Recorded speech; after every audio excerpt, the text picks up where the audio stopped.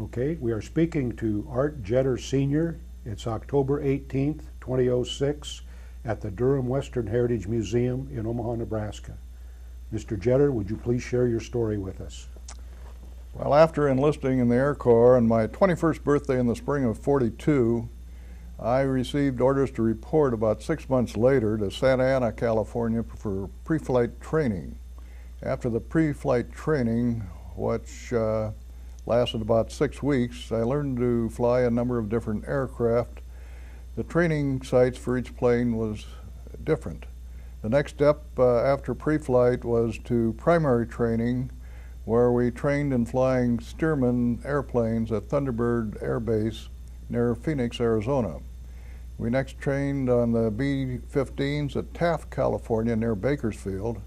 The BT-15 had twice the horsepower of the Stearman. Following the BT-15 training, we were then sent to fly twin-engine aircraft at Stockton, California. There we flew the Cessna AT-17 and on completion received our wings and our second lieutenant commission. After a short leave at home in Omaha, Nebraska, I entered B-17 training at Hobbs, New Mexico. Upon its completion, we were sent to Salt Lake City, Utah, where we were assigned crews. From Salt Lake City, we took a train to Avon Park, Florida, where we trained for 6 weeks in preparation for overseas duty. Our navigator, John Sampson, was selected for radar training at Langley Field, Virginia. As a result, my crew and I were at Langley for 6 weeks, then given orders to fly to England. We flew by way of Bangor, Maine, Goose Bay, Labrador, Iceland, Scotland, and on to England. They reassigned our navigator and then temporarily assigned a navigator just for the trip to England. Once in England, we did not have a navigator. The bombardier acted as de facto navigator.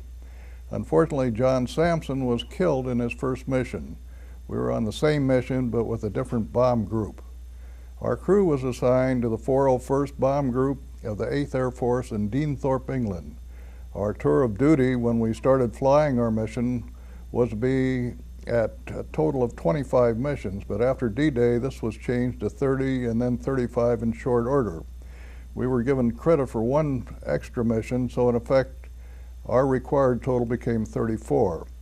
Our second mission was to bomb Le Bourget airfield near Paris, which our group was awarded the Presidential Citation. And attached a list of my crew members and missions that we participated in. After completing our assigned missions in Europe, I returned to the States on board the Queen Elizabeth.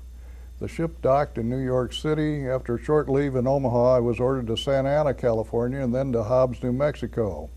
From there, I was on to Ohio to an airfield near Columbus. In Ohio, I completed training as a B-17 flight instructor and then went back to Hobbs, New Mexico. After a short term at Hobbs and no new orders forthcoming, another pilot and I decided to agree to a second tour of duty, this time to be in the South Pacific. We were to train in PBYs. PB stands for Patrol Bomber, with Y being Consolidated Aircraft Manufacturer Identification.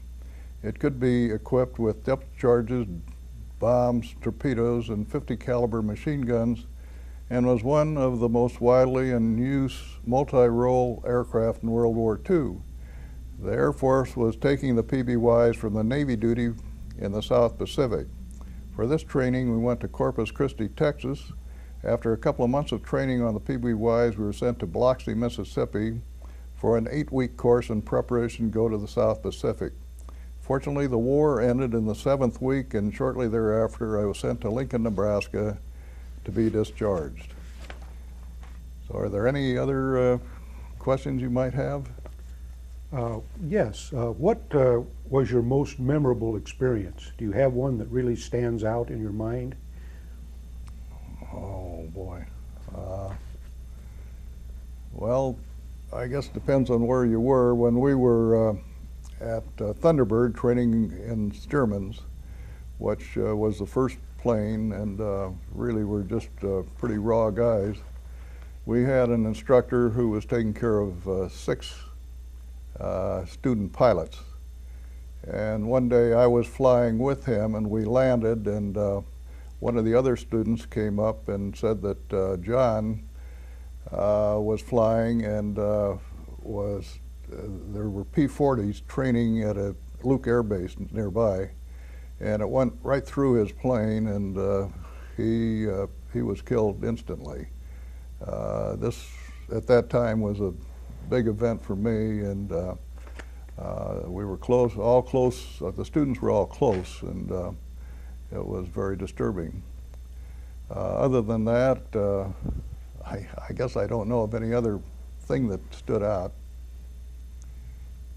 How much time did you have between missions? How much time? Well, some days I have a list of the missions here and the dates that we flew, and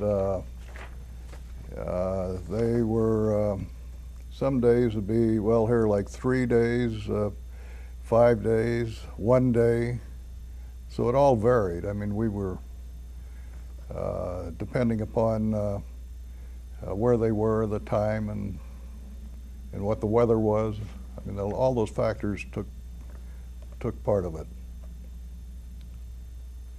I see you received the Distinguished Flying Cross. Was that for a specific mission? No, that's for completing the required number of missions. It wasn't for a specific mission. How did you pass the time between missions when you were those 3 days, 5 day intervals?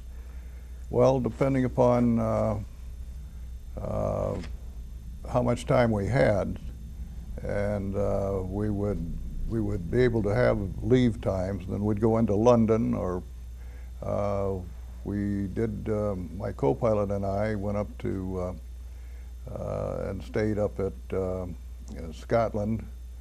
We toured the different cities up in Scotland. But other than that, we would spend the time at the base, I guess. Mm-hmm. How did you stay in touch with your family? Through mail? Were there ever any phone calls? Never had any phone calls. It was all through the mail.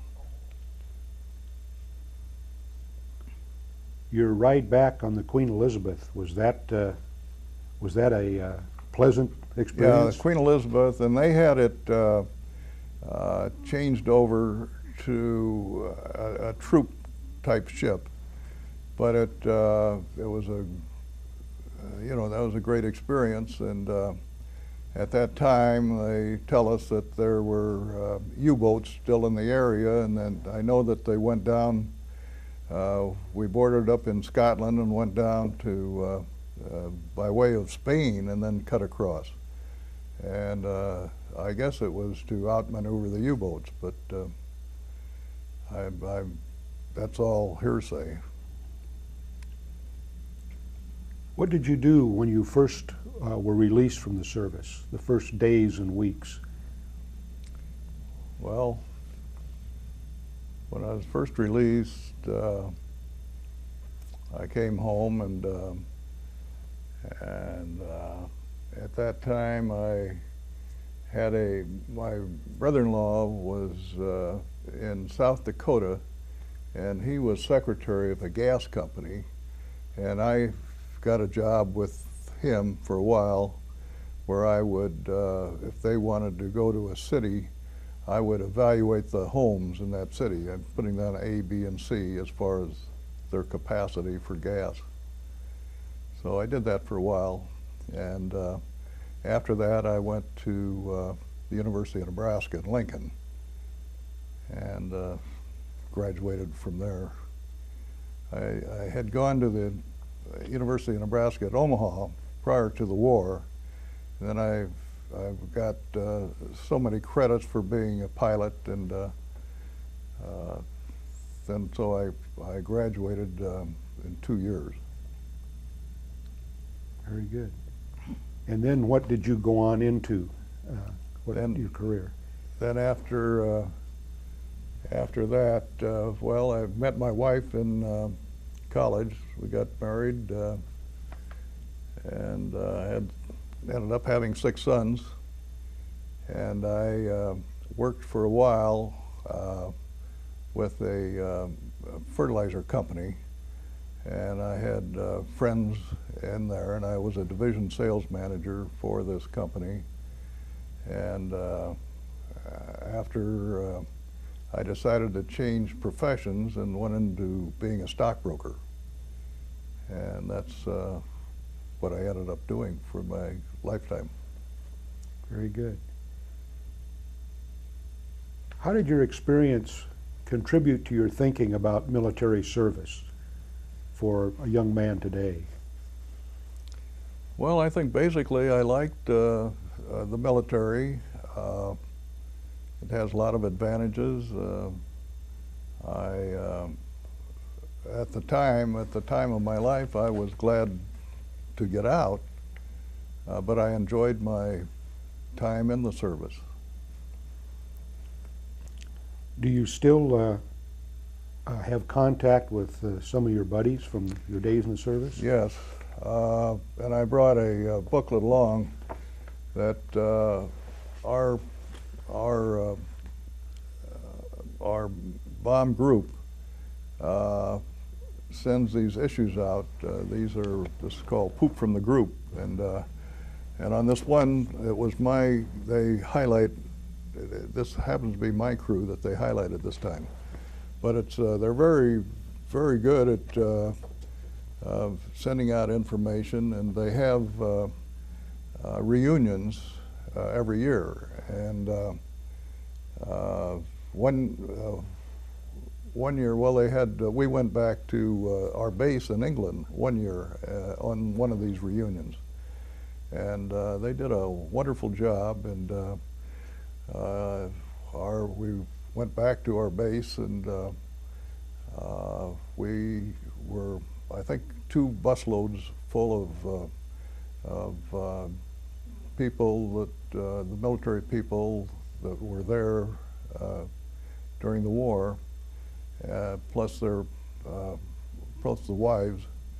And right now, that base where we were had a flying school. It was, I think, forgotten what it's called, but anyway, we pulled up, and they had I don't know, 100 people there when we grew up, and they all clapped when we got out and made you feel very welcome.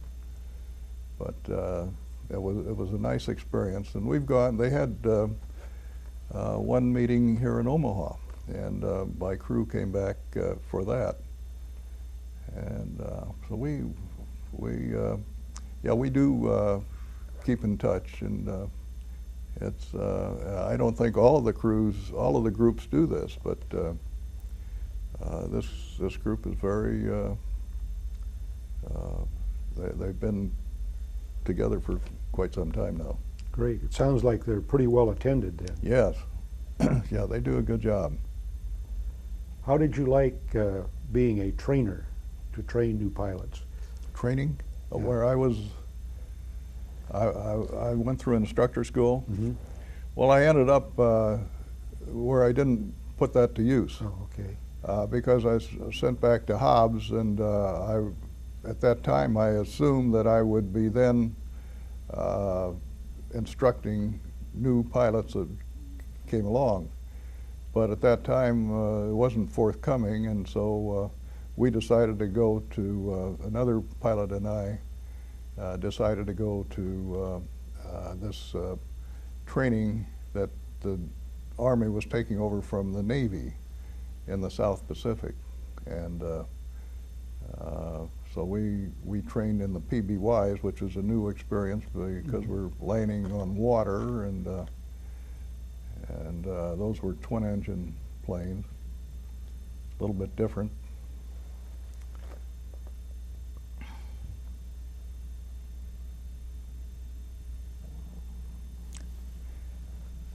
Is there anything else that comes to mind that you'd like to share with us? Well, not really.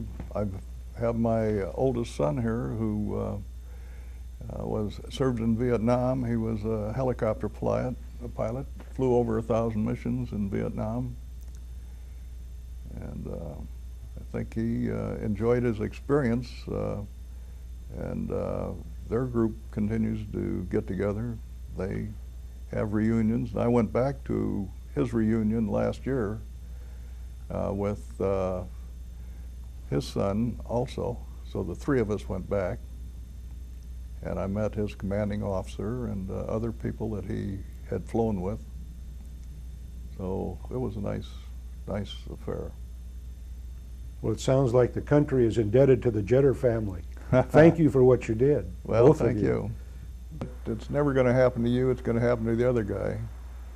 And I don't think I was ever afraid. You know, you'd get an engine shot out or something, and but you're so busy so much taking care of what you're doing.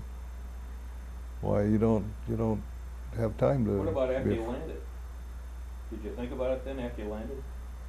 No, actually, after you'd land, why they would have a meeting of your crew, and they have a guy to interview everything Really? what went on. No kidding. Uh-huh. See, this is the thing that I think we lost.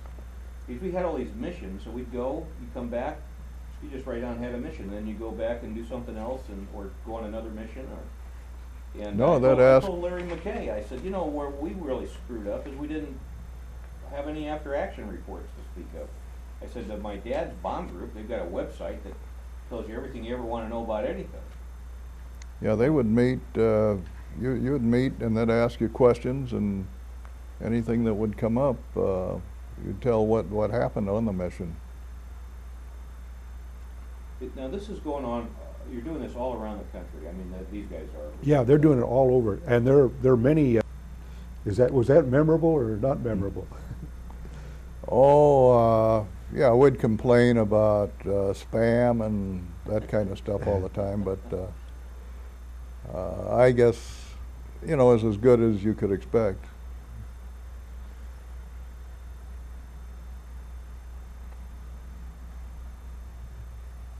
About the same kind of food that you had, probably.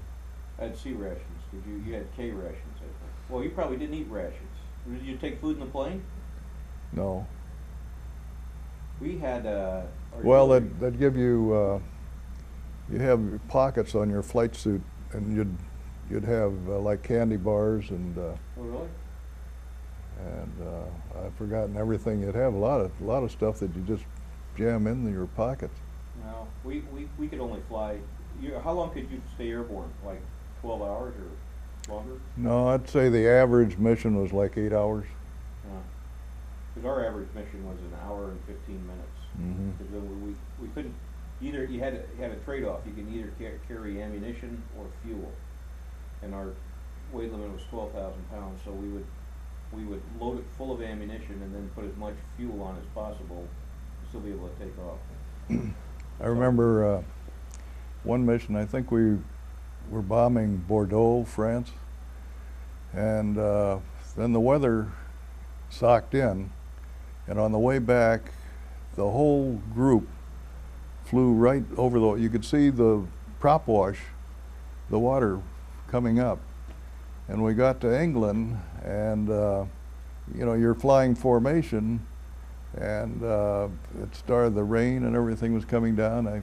You couldn't see the plane clearly enough, and so I'd open the window and then fly that way. And then we would have to have an alternative field that we would go to, and you couldn't see very far away. And I know I came in to land at this field that we spotted, and all of a sudden we looked to the right, and here was another plane coming in. So we'd circle around and try it again, and another one came up. I think we went around 6 times before. So that was a little different type of a problem. But it was different, and flying formation, you flew a lot of formation. How many planes would be in one of your missions? Oh, I suppose, see, we had 4 squadrons in our group. And